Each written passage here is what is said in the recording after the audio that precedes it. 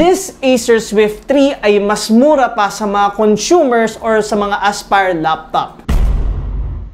So today, ito ang i-vlog natin, this Acer Swift 3. Ngayon, if you heard the word Swift, ito yung mga premium laptops. And once you heard the premium laptop, they tend to be more expensive. But this Acer Swift 3 ay mas mura pa sa mga consumers or sa mga Aspire laptop. Actually, sobrang... nalaglag, okay. Actually, sobrang benta ng laptop na to sa Laptop Factory because of its price and because of its appearance. Kaya natin i-vlog to, baka kasi maubusan tayo ng unit na ito. This is the Acer Swift 3 RO6N.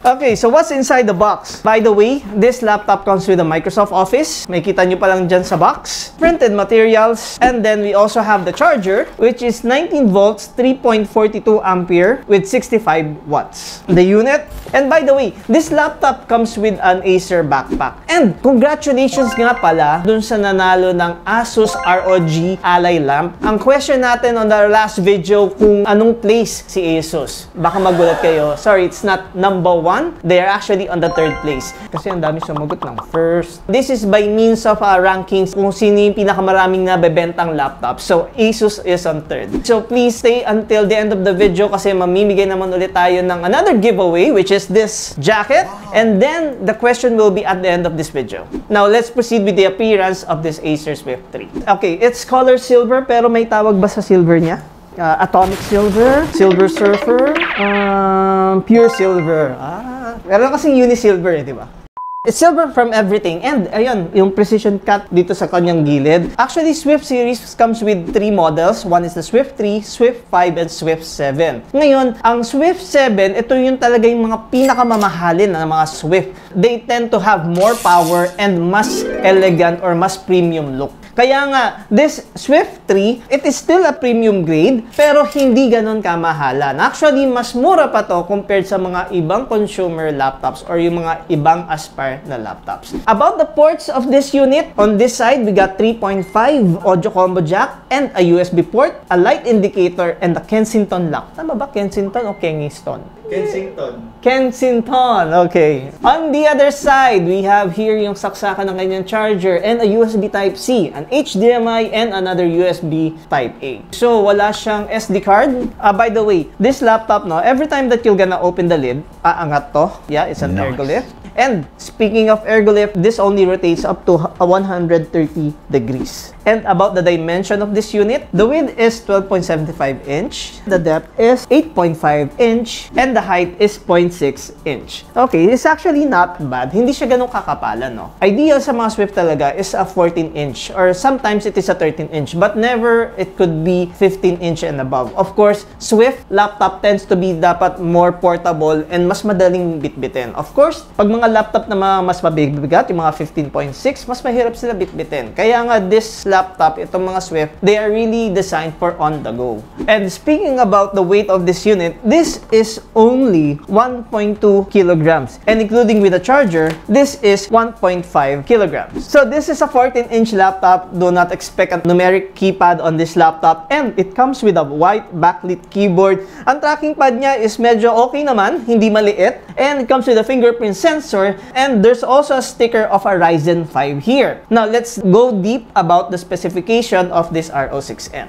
Okay, so the processor is AMD Ryzen 5 5000 series. It runs with 6 cores and 12 threads. Base is 2.1 while the turbo is 4.0. The memory of this laptop is 8 GB. I-check natin mamaya kung upgradable pa. And isa sa maganda dito sa laptop na ito is yung memory speed niya, wherein it is 4266 megahertz. Ngayon, yung mga 12 gen na Intel na laptops, ang memory speed lang nila mga nasa 3200. This laptop, ang processor nito is 5000 series. It's not even a 7000 series yet. But the speed of this is mabilis pa sa mga latest generation. The storage of the laptop is 512 SSD. I-check din natin kung upgradable pa o hindi kasi it does not come with an SD card. The display of this unit is 14 inch. That is 920 by 1080 Full HD resolution.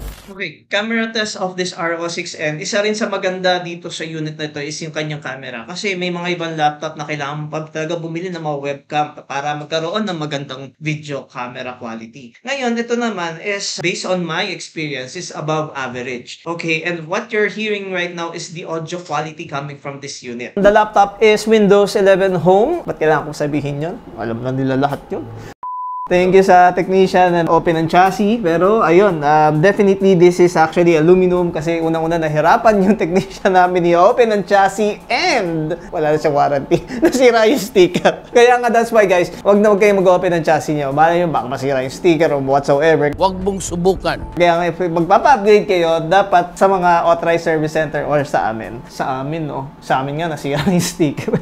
Alright, so ito yung battery niya and malaking fan. Okay, for a Ryzen 5. Actually, hindi kayo magkakaroon ng mga thermal issue dito. Hindi naman kasi siya gaming laptop para for you to expect dalawang fan. It is actually, one fan is enough for this type of slim type na laptop. Ang memory nito is on board and we also have here the Wi-Fi card and the storage of a 512 SSD. Unfortunately guys, ang problema lang dito is hindi na siya upgradable. Hindi mo na pwede i-upgrade yung memory niya as is na siya ng 8GB. So if you're planning to buy this and then you're planning to make it a 16GB memory, I'm sorry. Hanggang 8GB lang to. Pero don't worry. Kasi ang speed naman ng memory nito, sobrang bilis eh. 4,266 MHz. And then, for the storage naman, ganun din. Hindi upgradable yung 512. It's either you could actually remove it and then palitan ng ibang storage. But that would be a hassle kasi ililipat pa yung OS dun sa kabilang storage. This laptop comes with a 1-week replacement and a 2 years Acer warranty. So let's start with the cons. Number 1, hindi na siya upgradable. The memory is not upgradable. Even the storage, 512 SSD, it's not upgradable. Hindi na nga upgradable yung storage. Wala pa siyang SD card. So you use an external HDD in the future or you can actually change your 512 to 1TB. Pero of course, hassle pa yun. Ililipat nyo pa yung OS nyo from the 512 to another storage. So ayun guys, kaya rin ang daming bumibili itong unit na ito. Dahil napakaunti lang talaga ng mga cons ng unit na ito. Lahat talaga magaganda dito sa unit to. And starting on number 1, its price. So dati nag-vlog kami ng ganito sa Makati branch namin ng Acer Swift 3 with almost the same specs pero ang presyo nun is nasa 40,000. Kasi ganun naman talaga mga presyuhan ng mga Swift series. 40,000 for a Ryzen 5. But this laptop is only for 31,000 at the moment. By the way, the price varies. Kasi minsan, binibenta namin to ng mas mura. To be honest nga, at this very moment, sa anniversary sale namin, binibenta namin to 30,000. Isipin nyo, 10,000 difference dun sa dati 40, ito 30. Ngayon, I'm pretty sure na hindi mo na to mabibili in 30,000 kasi tapos na yung sale namin. Pero don't worry, kasi this will return on the price of 31,000. So yung 31,000, hindi ka pa rin lugi for a Ryzen 5 na naka 8GB tapos may premium laptop ka na may kasamang Microsoft Office. Hindi ka na talaga actually lugi nito. Kasi ang dami talagang bumibili ng laptop na ito na kahit hindi namin to i-vlog, ang daming bumibili ng laptop na ito. Another pros on this unit yung kanyang appearance. Since this is a Swift, this is a premium laptop. It comes with a fingerprint sensor. Ang ganda ng camera quality niya compared sa mga ibang laptop. And not to mention, yung memory speed ng laptop na ito is 4,266 MHz compared sa mga latest na Intel na only 3,200 kahit 5,000 series lang ang Ryzen 5 na ito. Ngayon, in case that you're interested on buying this unit, this will be available all our branches nationwide. It is because sobrang benta na nito kaya dapat lahat ng branch namin meron nito. As we mentioned, after this video, mamimigay kami nitong Acer jacket na ito. Simple lang ang question natin. Sinabi na namin kung anong place dati si Lenovo, place ni Asus. Ngayon, pag-usapan naman natin kung ano ang ranking ni Acer. If you know the right answer, please comment down below and I'm pretty sure na maraming makakakuha ng sagot. Kaya nga, ang maganda dito, hindi lang isang bibigay namin, mamibigay tayo ng ilan? Tatlo. Hindi, dalawa na lang. Baka kasi yung ginagamit namin, bigla namin mabigay ng di oras sa inyo.